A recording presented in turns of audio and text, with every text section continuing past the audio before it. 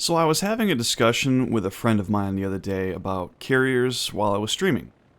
And I was blowing smoke up Midway's ass again, like I always do. And he was adamant that Hakuryu was the superior damage threat. And I want to note that I'm not making this video to specifically challenge one person. I'm making it because I feel the general consensus of the player base is that Hakuryu is more dangerous. So he's absolutely not alone in his thought.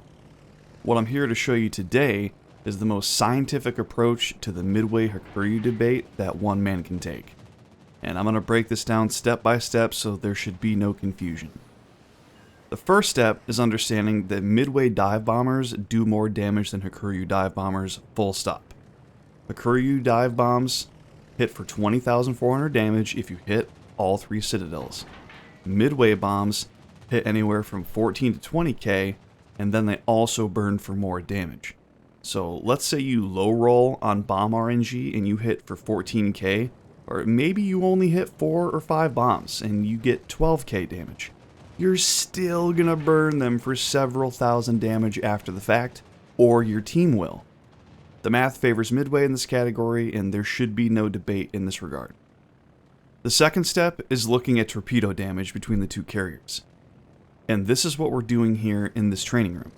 I have the bot set to not move, but the AA is turned on so you can see how many drops you can realistically get against a battleship.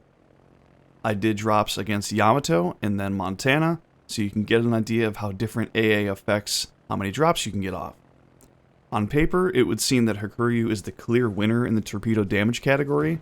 They hit for 9,333 damage each torpedo, 2 torpedoes per drop. So if you could get every single torpedo in the water, the entire package would net you 111,966 potential damage. But that's never going to happen because Torpedo Protection and AA shooting down your planes. This is why I'm here in this training room showing you what the real damage numbers add up to. In a live scenario like this with the enemy AA active, there's no terrain around, and the enemy is alone with no other ships to assist in shooting down planes, it's not possible to do more than 4 drops to a Yamato in the Hakuryu, 3 drops against the Montana, bringing the potential damage on a full set of planes down to 74,664. Then we have to take Torpedo Protection into consideration, which on the Yamato brings that potential damage down to an actual damage of 33,598 for a full set of planes. Here I caused a flood with the first torpedo I hit, which is why the damage is reading 41,000 and change. This exact same strike package sent to the Montana is only able to get 3 strikes off because the Montana AA is obviously stronger than that of the Yamato. I just wanted to demonstrate how having more planes per full set doesn't help the Hakuryu get more damage on a target that's alone. The amount of strikes you can get off and the damage done with them is the only metric that matters in this strictly damage conversation. Ease of use and maneuverability I would give the edge to Hakuryu torps, and in versatility I would give the edge to Midway torps. But now comes time to blow everyone's mind. It's the Midway's turn. The Midway is only going to get 2 drops off before all the planes are shot down, on both Yamato and Montana. I would also like to note that with both carriers I did use the heal ability during my attack. If you don't have heal available, you're not likely going to get the full damage that you see here in these strikes.